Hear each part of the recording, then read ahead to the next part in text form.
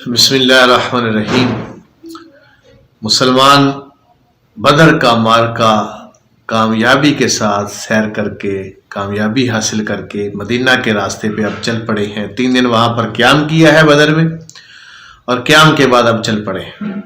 اب آگے سے مسلمان بہت سارے لوگ جو تھے، جو رہ گئے تھے، وہ پہنچتے ہیں، مبارکباد دیتے ہیں، خوش ہوتے ہیں، فرحاں ہوتے ہیں، شادہ ہوتے ہیں مسلمانوں کی کامیابی پر، مسلمانوں کی فتح پر۔ لیکن اگر کوئی وہاں پہ پریشان اور مایوس ہوتا ہے تو وہ ظاہر یہودی ہوتے ہیں، منافق ہوتے ہیں۔ مسلمان جب داخل ہوتے ہیں مدینہ کے اندر تو پورے مدینہ میں مسلمانوں کے اندر خوشی کی لہر دوڑ جاتی ہے۔ بہت سارے مسلمان فتح بھی، نصرت بھی سمیٹ کر آئے ہیں، مال غنیمت بھی سمیٹ کر آئے ہیں ناظرین محترم، اور بہت سارے مسلمانوں کے پاس قیدی بھی ہیں۔ اب اللہ کے رسول صلی اللہ علیہ وسلم نے 70 قیدیوں کو مسلمانوں کے درمیان تقسیم کر دیا کہ فلاں کے ساتھ فلاں، فلاں کے پاس فلاں، اور کہا کہ ان کے ساتھ حسن سلوک کرنا ہے۔ مسلمانوں نے ایک تاریخ رقم کی ہے کہ قیدی کے ساتھ کیسا سلوک کیا جاتا ہے، اور مسلمان وہاں اگر خود کوئی چیز کم بھی کھا لیتے تھے یا کوئی کھجور پہ گزارا کر لیتے تھے، لیکن ان کو پورا کھانا تسلی سے دیتے تھے قیدیوں کو، اپنے پاس نہ ہونے کے باوجود یا کم ہونے کے باوجود ان کا خیال رکھتے تھے۔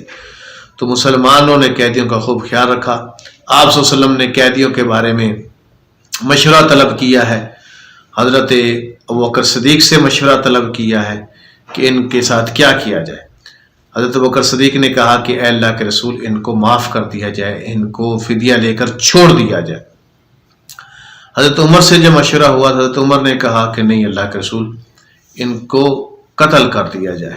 ہاں، راستے میں 2 افراد کو تو، نضر بن حارث کو، اور یہ نضر بن حارث جو تھا یہ لوگوں کو قرآن نہیں سننے دیتا تھا، یہ جنگی مجرم تھا، اور عقبہ بن ابی معیط کو جس نے آپ کی گردن میں رسی ڈال کے بھی بل دیے تھے وہاں پر مکہ کے اندر، اور آپ کے جسم مبارک پر اوجری رکھی تھی، ان دونوں کو تو راستے میں، یہ جنگی مجرم تھے، ان کو تو قتل کر دیا گیا تھا اللہ کے رسول کے حکم سے۔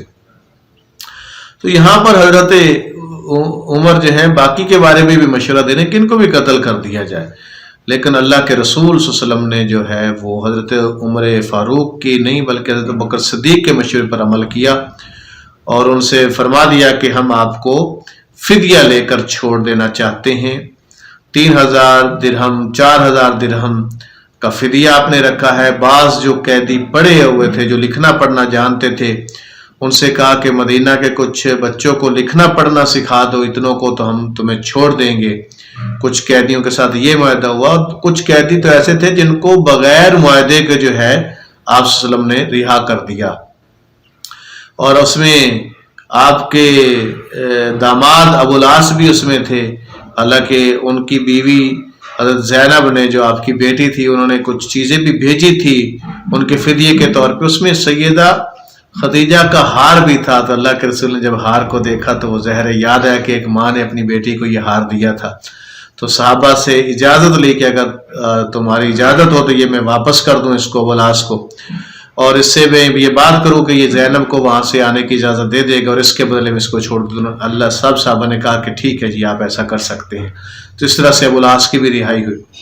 لیکن اب جیسے یہ مشورہ حضرت ابوبکر صدیق اور حضرت عمر سے نبی صلی اللہ علیہ وسلم نے کیا ہے، تو صبح کے ٹائم حضرت ابوبکر صدیق بھی رو رہے ہیں، اور حضرت محمد صلی اللہ علیہ وسلم بھی زار و قطار رو رہے ہیں، اور ادھر سے حضرت عمر فاروق رضی اللہ تعالیٰ عنہ جب آئے ہیں تو آپ نے دیکھا کہ یہ دونوں رو رہے ہیں۔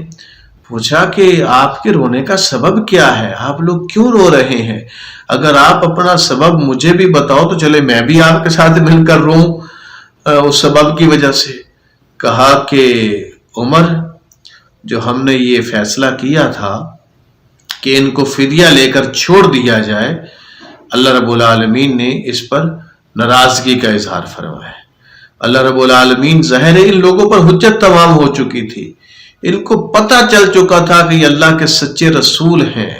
انہوں نے مکہ میں رہنے بھی نہیں دیا، تکالیف دی، وہاں سے نکال دیا، اور جب آپ یہاں پر آئے تو یہاں بھی لڑنے کو تیار ہو گئے، بجائے اس کے کہ آپ کو مانتے، آپ پر ایمان لاتے، اللہ رب العالمین کا اس سے قبل جو اللہ کی سنت تھی وہ تو تھی کہ جو نہ مانے، جن کے اوپر حجت مکمل ہو جائے، ان کے اوپر آسمانی عذاب آتا تھا.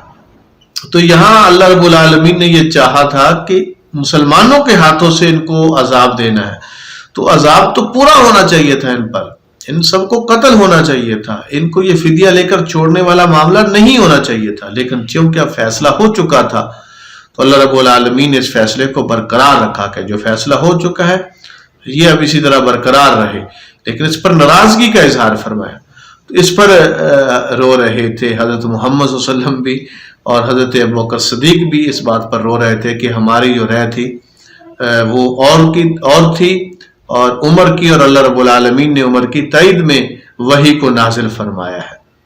بہرحال ناظرین محترم، اس طرح سے جو ہے وہ قیدی جو ہیں وہ بھی رہا ہو رہے ہیں، اور آپ کے علم میں ہے کہ اسی دوران اللہ رب العالمین نے مسلمانوں کو اور بھی روزے بھی اسی مہینے میں اللہ رب العالمین نے اسی سال 2 ہجری میں فرض فرمائے ہیں.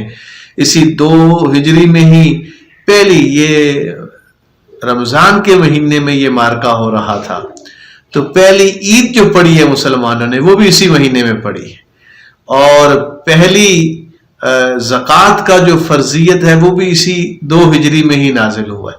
صدقہ فطر کا جو حکم ہے وہ بھی اسی کے اندر آیا ہے، اسی کے اندر صدقے کا معاملہ جو ہے وہ شروع ہو چکا ہے.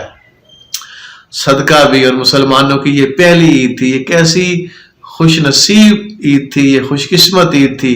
ایک بہت بڑی فتح کے بعد، ایک بہت بڑی کامیابی کے بعد، ایک بہت بڑے انعام کے بعد مسلمان جو ہیں یہ اس عید کو منا رہے ہیں. اور اس طرح سے قیدی جو ہیں اب ان کی رہائی کا سلسلہ بھی شروع ہو چکا ہے. 70 قیدی مختلف فدیہ دیتے ہوئے واپس جا رہے ہیں. اللہ کے رسول صلی اللہ علیہ وسلم ان کو چھوڑ رہے ہیں.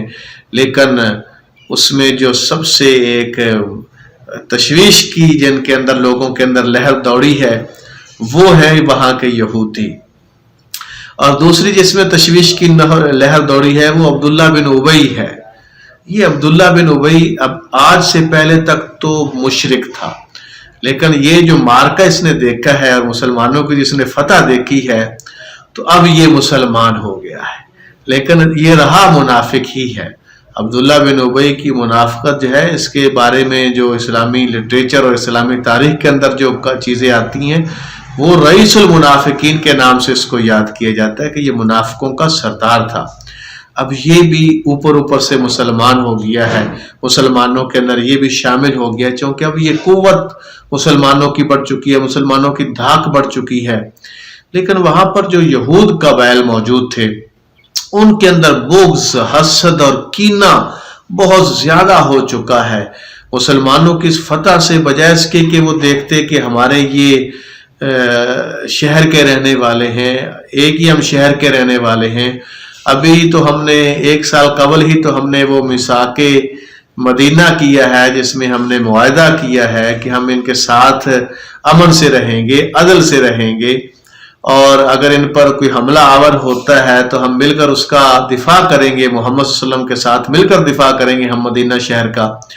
تو یہ تو ہمارے ملک کے لوگ، ہمارے خطے کے لوگ، ہمارے علاقے کے لوگ، ہمارے شہر کے لوگ کامیاب ہوئے ہیں، اس پر تو ان کو خوش ہونا چاہیے تھا، لیکن وہ خوش نہیں ہوئے ہیں. ان کے دل میں حسد اور بغض اور کینہ آ چکا ہے. ادھر آپ عبداللہ بن ابی کے دل میں بھی آپ حسد، بغض اور کینہ ہی سمجھیے، چونکہ اس کا جو مسلمان ہونا ہے وہ خوشی کی بنیاد پر نہیں ہے، وہ بغض، حسد اور کینے کی بنیاد پر ہے کہ اب میں کھل کر دشمنی نہیں کر سکتا. اب اندر رہ کر جو اس نے دشمنی کرنی تھی، اندر رہ کر جو اس نے مسلمانوں کی جڑیں کاٹنی تھی، اندر رہ کر جو مسلمانوں کو اس نے تکالیف پہنچانی تھی، اب اس کا اس نے آغاز کرنا ہے، سلسلے کا اس نے آغاز کرنا ہے. تو یہ سارے معاملات جو ہیں یہ 2 ہجری ہے. 2 ہجری کے تھوڑے سے ایک آدھا اور واقعہ ہے، اور اس کے بعد پھر 3 ہجری شروع ہونے والا ہے، اور 3 ہجری کے اندر بھی ایک بڑا مارکا جو ہے وہ آئے گا. تو انشاءاللہ ناظرین محترم یہ بقیہ واقعات جو ہیں وہ انشاءاللہ اگلی نشست میں. بہت شکریہ.